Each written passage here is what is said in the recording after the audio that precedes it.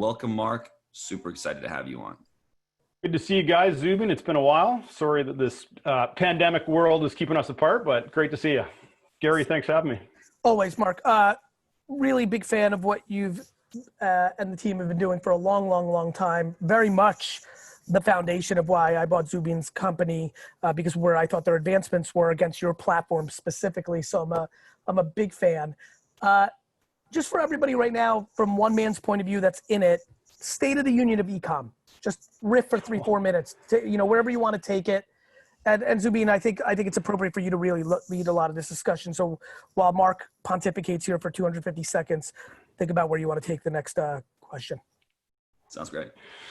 State of e-commerce. It's a fascinating industry. I mean, you look at U.S. overall percentage of retail sales that I'm through e-com, and it's been, we've made it into early double digits and kind of stuck around there. And there's all of these industries out there which are they're stuck in this, like, this is my traditional go-to-market model. And, we just heard from David from Bombas, who came into it totally different. You know what? There's an entirely new way of doing business. We can go D2C. We can, build that direction. We see amazing companies doing that. But the vast majority of commerce still today is still stuck in this old real world, focused way of actually getting back to consumer. And all of a sudden, really the last 120 days, we're probably into this thing now.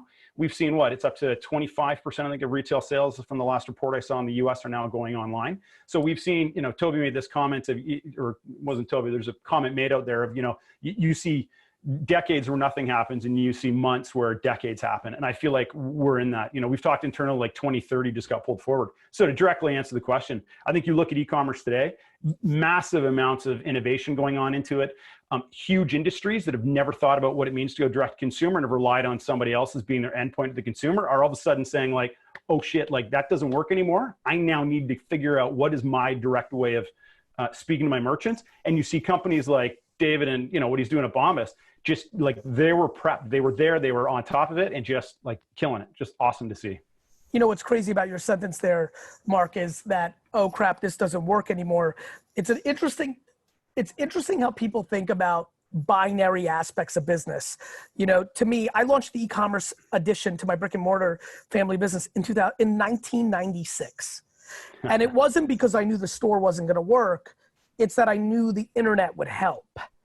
And look, I think there's going to be an incredible, I can't wait to read articles in 2033 about the reinvention of brick and mortar, because leases will go down. People will innovate. Like, I'm already ready to innovate brick and mortar on these lease deals, right? So that's coming, but it's clearly omni. It's like, why not win on Amazon? Why not win on your .com? Why not have stores? Yeah. To your point, too many people make this binary and say, oh, this doesn't work, instead of saying, shit, I should have been doing this for a decade because that would have worked as well. As well. Thoughts? Yeah. And one of the things on that, like before COVID, pre-COVID, if you look at the last 12 to 18 months, a lot of the brands that we look to is just like the Bombas, the Kiss, the Movement watches, these companies that are just, they've done an unbelievable job building a brand in a completely digital environment. What are they doing?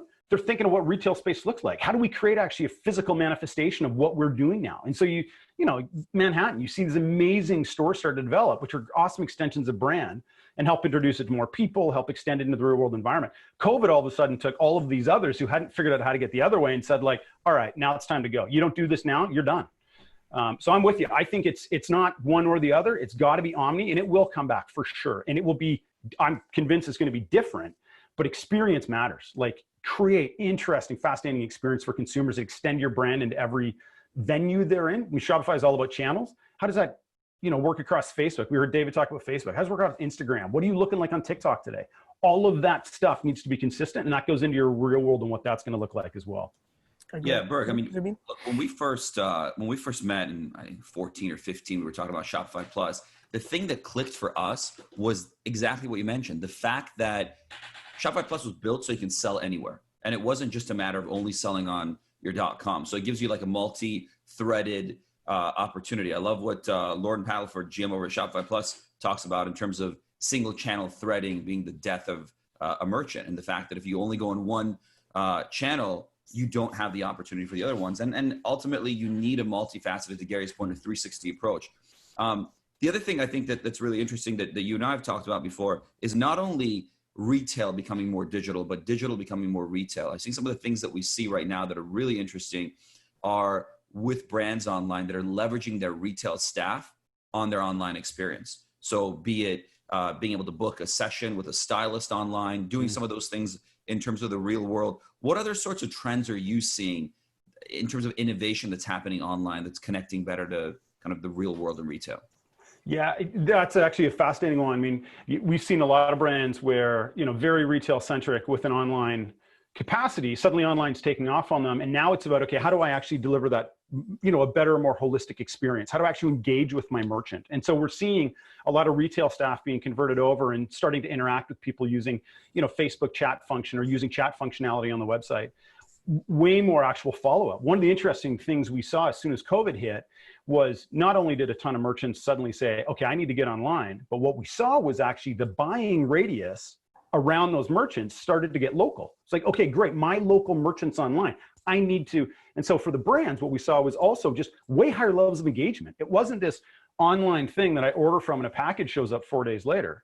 It was this online thing I order from that I kind of know, but now I'm actually getting just much different engagement, whether it be buy online, pick up in store, whether it be at home delivery, whether it be, thank you cards that are personalized, like, hey, I know who you are. Thank you, Zubin, for continuing to support my business.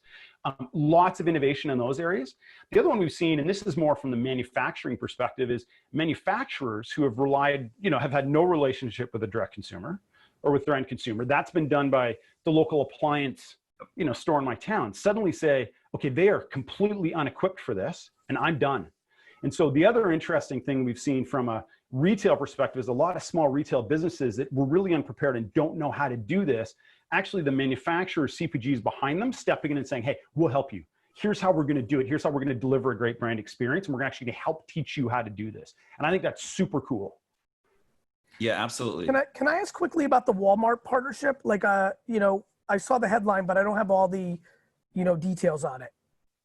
Yeah, I mean, in effect, and I want to profess I'm not an expert on it either, but at the highest level, like to Zubin's point, Shopify is a channels first business. Our view is not, you have to come to my branded storefront to purchase. Our view is, no, you need to be where your merchant is and where your end customer is. Yep. And that may be, as we talked about, real world physical.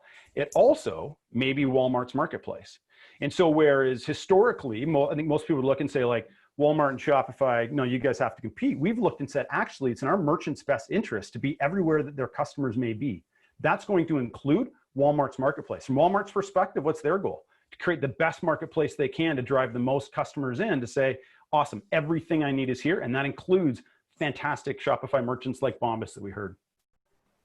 So when we look at the types of merchants that came on to Shopify Plus and other platforms as well, right? Over the last few years, there were certain trends that you saw in terms of those, the industries that they were in. What have you seen in the last 120 days? What surprised you in terms of the types of merchants that are signing up and going to sell direct online? Yeah, I think historically it's been, you got your fashion apparel, you got nutritionals, you got electronics. It's been like our standard set that we would say this is kind of where we see growth come from. Hey, it's still happening. What we saw, a couple interesting things. One was when the pandemic hit, if your business was selling $200 Prada t-shirts, you're probably going to have a rough ride. No one's buying the shirts because there's nowhere to go flex them. But if you're selling nutraceuticals right now, or you're selling home fitness equipment, or you're selling office, gangbusters. And so I saw this interesting change from a lot of kind of apparel and lifestyle stuff into, okay, I'm now at home. What do I need to actually equip my home? And I'm thinking differently. And so we saw this unbelievable rise in things like office supplies and equipment, which have kind of been traditionally the boring areas of e-commerce, all of a sudden red hot, fascinating areas of business. Second would be, we've seen a lot of what I'd refer to as kind of your old school or legacy retailers. They built infrastructure on some huge on-premise system 15 years ago. They're spending $3 million a year to maintain this thing, and it's a bit of a pig. And all of a sudden turn around and say, okay, we need to innovate quickly because the whole world is moving online fast, and we can't do it on this system. Let's talk. So that was a really interesting one, and that continues today. Lots and lots of legacy brands stepping up and saying, yeah, we need something which is more agile, more quick to get to market. And then the third I'd mention is the manufacturing, which was a fascinating one that have poked at it forever. And I know there's lots of CPGs that watch this, Gary, but we saw companies like Heinz in the UK in 7 days launch direct to consumer. We saw Lindt chocolate, in Canada say Easter was right around the corner, their second biggest holiday of the year. All of a sudden say, we're stuck, 5 days, up and running, and supporting buy online, pick up in store. And Mark, this was always something I yelled about. Why can like 3 knuckleheads from the streets like me stand up Ecom, and why are these trillion-dollar organizations taking 17.5 months? Because in their comfort zone, they want to pay Bain and McKinsey $9 million to tell them they need Ecom. Yeah, and the other one is like, and I think David made the comment, his Zubin, advice was, you like that a little shot at Bain and McKinsey? You liked it. I saw your reaction. Loved it. No, but like this affirmation of like, really, I'm really glad a whole bunch. And listen, I have incredible respect for those brands for sure, because of what they're able to charge on the brand, and the intellect of the individuals within it is incredible. The problem is, there's a whole lot of students that went to great undergrad, great B school, have never built a fucking ecom business in their life, giving advice and taking 9 months to give the advice in deck form. Yeah. And I mean, it's insane. And boiling the ocean while they're doing it. Oh, you've got 20,000 SKUs across 17 warehouses. We have to solve this entire thing at once. No, you don't. What are your top 100 SKUs right now? We can build. My 16-year-old is on his second business right now, right foot twitch. He could create a website for them. He'd up and run tomorrow. They'd have 100 SKUs at least. This is what gets me juiced, because you said something very important. One of the things that I know is when I'm talking to somebody who's a practitioner versus a pontificator, you know that the top 100 SKUs covers a whole lot of damage and learnings, whereas student Johnny is like, oh, you're global, let's go global. Like, you subtly said something right there that is a nuanced indicator when I'm having conversations of, do people understand how much revolves around that small top percentage of product?